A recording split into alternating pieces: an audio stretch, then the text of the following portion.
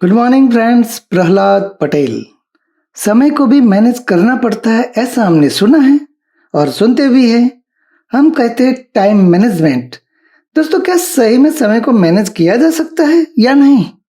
क्या जमाना आया है? टाइम मैनेजमेंट के लिए भी सीखना पड़ता है, पढ़ना पड़ता है और ट्रेनिंग भी लेनी पड़ती है। आज मैं बताने वाला हूं कि सही में टाइम मैनेजमेंट की जरूरत है या नहीं। अगर है तो क्यों है। ये वीडियो देखने के बाद आपको कभी भी टाइम मैनेजमेंट की जरूरत नहीं पड़ेगी, ये मेरा वादा है। दोस्तों, मैं वादा कर सकता हूं तो आपके पास इतना भी समय नहीं है कि मेरी चैनल को सब्सक्राइब कर सके। आइए दोस्तों, शुरुआत कहानी से करते हैं। एक राजा 100 साल पार करने आया था। उनके 100 पुत्र थे, 100 से अधिक रानियां थी। मौत ने दरवाजे पर दस्तक दी। चलिए मृत्यु लोक में मेरे साथ। आपका समय अब समाप्त हो गया है। कोई भी मनुष्य अगर 100 साल जीता है तो एक अच्छा जीवन कह सकते हैं। फिर भी राजा ने कहा, 100 साल निकल गए, इतना सारा समय निकल गया, अभी काम तो बहुत बाकी है। एक मौका तो आपको देना ही पड़ेगा। मृत्यु ने कहा कि ऐसे कैसे मौका दे सकते हैं, आपका आयु खत्म हो गया है। राजा ने मृत्यु को कहा, मेरे लिए आपको कुछ तो जुगाड़ करना पड़ेगा। मृत्यु ने कहा कि एक रास्ता है, आपके बदले में किसी और को मेरे साथ आना पड़ेगा। पास में 100 पुत्र खड़े थे। इनमें से कुछ तो 70-80 साल के थे और कुछ छोटे थे। पास में खड़े सबसे बड़े पुत्र ने मस्तक नीचा कर दिया।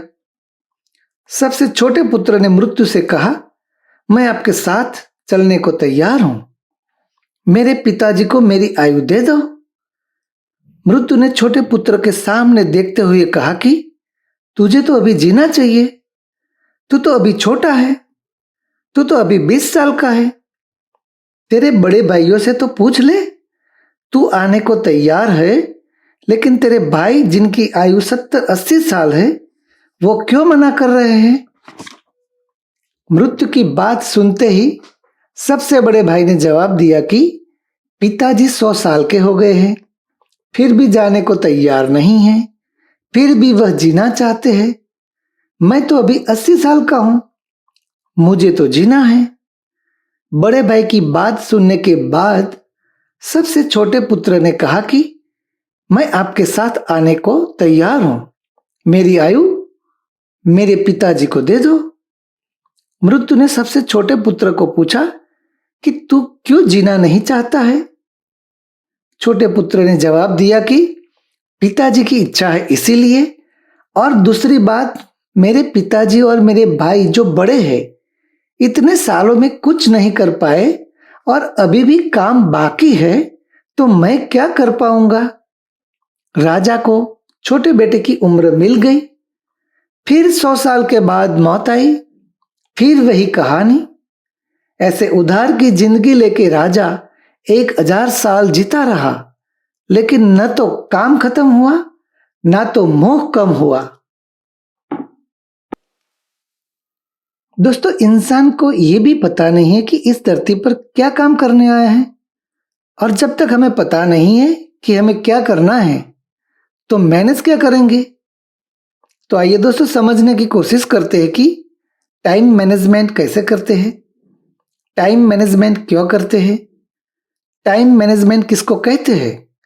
लास्ट में मैं आपको एक ही लाइन में बताऊंगा कि टाइम मैनेजमेंट क्या है। ज्यादातर लोग सुबह उठने के लिए अलार्म रखते हैं। अलार्म तो उसका काम करता है, अलार्म समय पर बजता है, जो समय निर्धारित किया जाता है, लेकिन अलार्म रखने वाला स्टॉप करके फिर से सो जाता है। उसे हम कहते हैं टाइम मैनेजमेंट।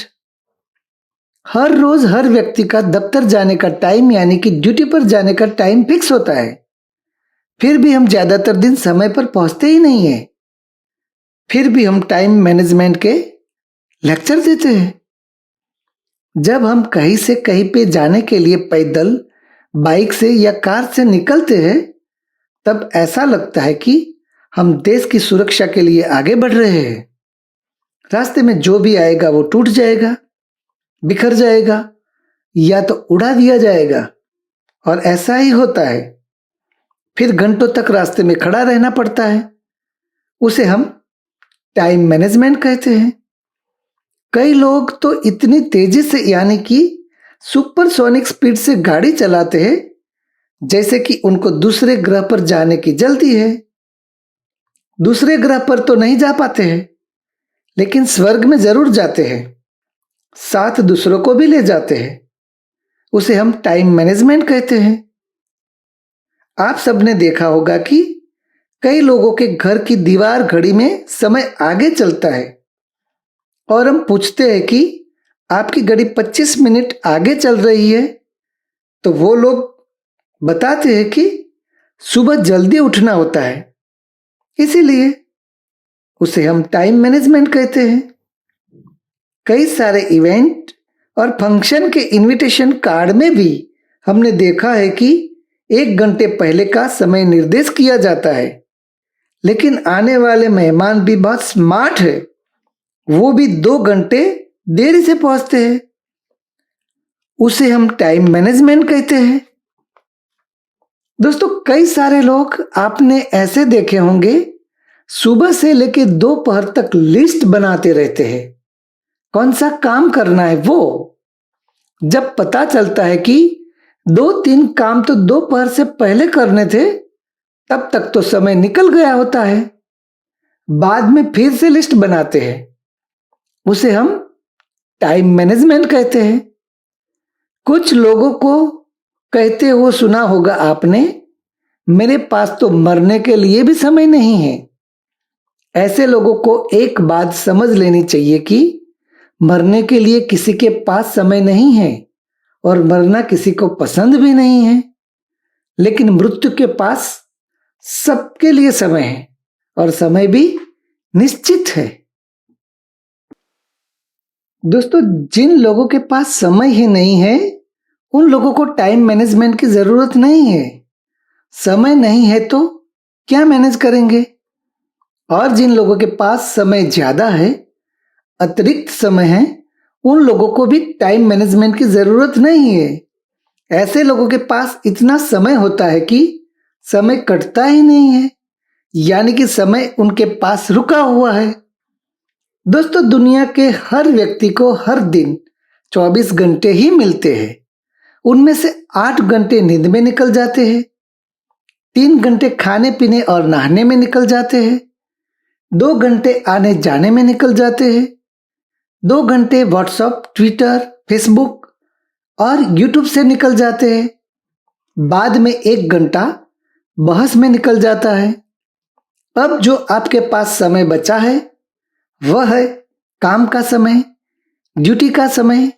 अब बताओ दोस्तों, काम करेंगे, ड्यूटी करेंगे या फिर टाइम मैनेजमेंट करेंगे। दोस्तों, समय किसी का इंतजार करता नहीं है, समय रुकता भी नहीं है। समय आता है और चला जाता है। फिर हम समय को मैनेज कैसे कर सकते हैं। समय किसी के हाथ में ही नहीं है, फिर भी सारी दुनिया कहती है टाइम मैनेजमेंट। कुछ तो गलत है। दोस्तों, हमें हमारा काम मैनेज करना है, हमारी ड्यूटी निभानी है, फर्ज अदा करना है, जिम्मेदारी निभानी है। अगर आपको आपका कर्तव्य, आपकी ड्यूटी, आपका धर्म, आपका फर्ज याद है तो आपको कभी भी टाइम मैनेजमेंट करने की जरूरत नहीं है और जरूरत नहीं पड़ेगी। No need to time management, nobody is too busy.